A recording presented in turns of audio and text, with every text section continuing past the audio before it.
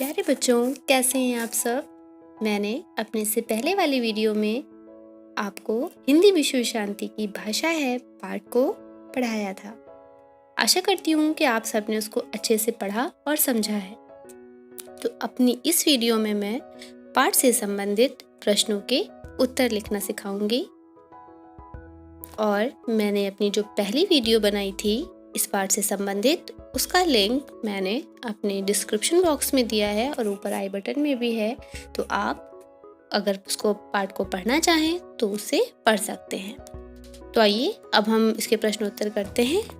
बच्चों, मेरा उद्देश्य आपको पाठ को समझाना है, सिखाना है कि आप स्वयं से प्रश्नों के उत्तर कैसे लिख सकते हैं। बच्चों, कोशिश करिए, प्रयास करिए कि आप प्रश्नों के उत्तर स्वयं ढूंढिए पाठ में से और उसको लिखने का प्रयास करिए।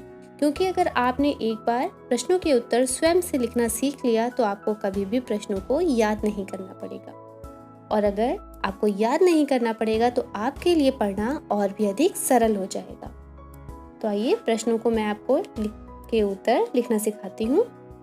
तो बच्चों, इसमें देखिए पहला प्रश्न है कि यदि पेड़ पौधे और जीव जंतु भी भाषा बोलने में सक्षम होते तो वे हमसे क्या क्या चिंताएं बताते। बच्चों, आपको सबको खुद ही पता है कि पेड़ पौधे भी हम पर निर्भर रहते हैं और जीव जंतु भी। लेकिन अगर वो बोल सकते तो हमसे क्या चिंता व्यक्त करते। कभी आपने सोचा है ऐसा? पहली तो चिंता उनकी होती उनके भोजन से संबंधित, कि हम उनको उचित मात्रा में पानी दें, खाद डालें और उनकी रक्षा करें। दूसरी चिंता जो उनकी है वो है उनकी श्वसन में ऑक्सीजन। बच्चों, हम सबको पता है कि पौधे भी हम लोगों की तरह सांस लेने में ऑक्सीजन ग्रहण करते हैं और कार्बन डाइऑक्साइड छोड़ते हैं। तो जैसे जैसे प्रदूषण वातावरण में बढ़ता चला जा रहा है, उसके कारण पौधों को भी पर्यावरण प्रदूषण की समस्या का सामना करना पड़ता। तो उनको इस बात की भी चिंता होती। और अगली समस्या जो पेड़ों की है जिसकी उन्हें चिंता होती है वो हमें बताते, वो है वृक्षों को काटना।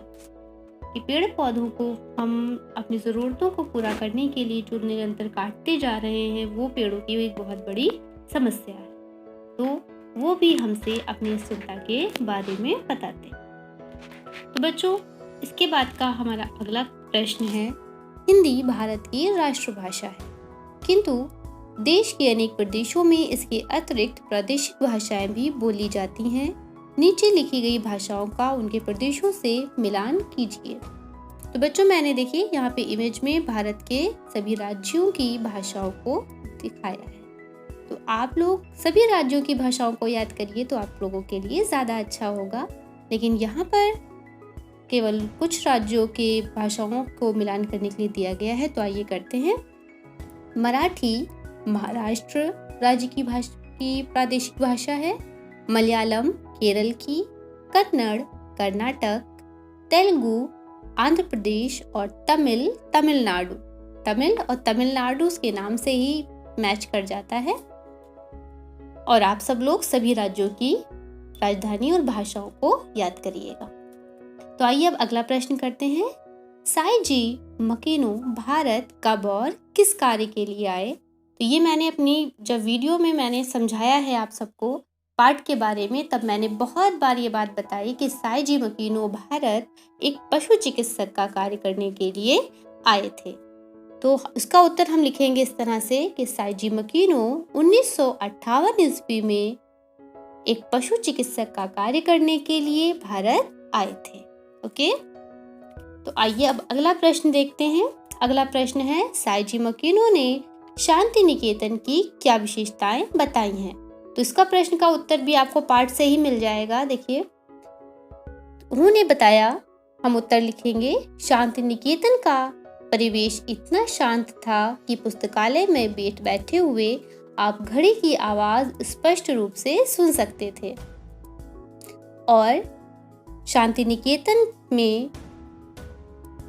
निकेतन की भूमि में विश्व की तमाम संस्कृतियों को समाये रखने की क्षमता हमेशा रहेगी। यहाँ की प्रकृति स्वयं यहाँ की पुरानी कहानियाँ सुनाती रहेगी। तो इस तरह से बच्चों, शांति निकेतन का वातावरण बहुत ही सुंदर और सुरम्य था। अगला प्रश्न देखिए है, साईजी मकीनो को ग्वालियर की बिरला फैक्ट्री में क्यों जाना पड़ा? तो इसका उत्तर भी मैंने बहुत अच्छे से एक्सप्लेन किया था, आपने अगर पढ़ा होगा तो। देखिए, साईजी मकीनो को ग्वालियर की बिरला फैक्ट्री में एक दुभाषीय के रूप में कार्य करने के लिए जाना पड़ा, क्योंकि वहां पर के मजदूरों को और इंजीनियरों को भारतीय भाषा नहीं आती थी और जो भारतीय लोग वहां पे काम कर रहे थे उनको जापानी भाषा नहीं आती थी। इसलिए साईजी मकीनो को बिरला फैक्ट्री में एक दुभाषीय का कार्य करने के लिए जाना पड़ा। समझ में आया बच्चों आप सबकी? अगला प्रश्न है, साईजी की क्या कामना है? तो इसका उत्तर भी बहुत आसान सा है। देखिए, साईजी की कामना है कि हिंदी विश्व शांति की भाषा बने और मैं जीवन पर्यंत इससे जुड़ा रहूं। है ना आसान सा आंसर? तो आपको, अगर आप पाठ को अच्छे से समझ के पढ़ेंगे तो आपको पढ़ते पढ़ते ही इसका उत्तर याद हो जाएगा। फिर अगला प्रश्न है, जापान में हिंदी की क्या स्थिति है? तो इसके लिए भी उन्होंने बताया कि जापान में भारतीयों और हिंदी भाषा का बहुत अधिक सम्मान है। जापान की 2 नेशनल यूनिवर्सिटी ओसाका और टोक्यो में बीए और एमए स्तर पर हिंदी पढ़ाई जाती है। भारत के लिए ये गौरव का विषय होना चाहिए कि यहाँ के लोग भी जापानी सीख रहे हैं। तो बच्चों, जापान में हिंदी को एक उच्च स्थान प्राप्त है। अगला प्रश्न है, साईजी ने पाठकों को कौन सा संदेश देना चाहा है? तो ये देखिए बच्चों, ये पाठ में सबसे अंत में दे रखा है इसका उत्तर। साईजी मकीनो ने पाठकों को संदेश दिया है कि अपने देश को आगे बढ़ाने के लिए अपनी भाषा और संस्कृति ही काम आती है, इसलिए हमें पाश्चात्य सभ्यता के पीछे नहीं भागना चाहिए और अपनी भाषा और संस्कृति का सम्मान करना चाहिए। ठीक है बच्चों, आपकी समझ में आया इसका उत्तर? आइए देखिए, इसके बाद जो 7वां प्रश्न है उसमें आपको मिलान करना है।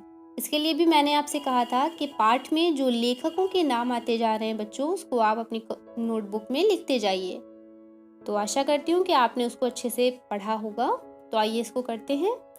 भीष्म साहनी के तमस का जापानी अनुवाद, इसको किया है प्रोफेसर ताशियो नाका ने। अगला है, जापानी हिंदी कोश व गांधी जी की आत्मकथा का अनुवाद। तो ये है बच्चों प्रोफेसर कोगा का। किसका है? प्रोफेसर कोगा का। फिर हिंदी नाटक लेखन और मंचन, इसको किया है प्रोफेसर मिजो कामी ने।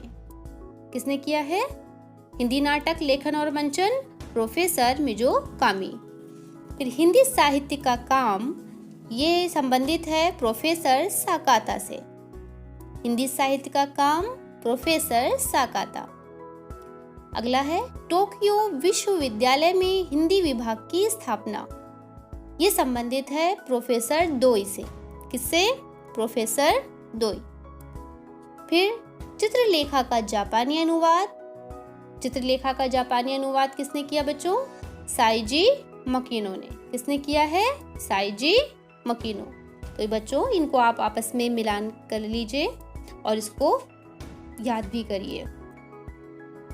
तो फिर आप मेरे द्वारा कराए गए सारे प्रश्नों को अपनी नोटबुक में लिख लीजिए और इसको अच्छे से समझिए और पढ़िए। धन्यवाद।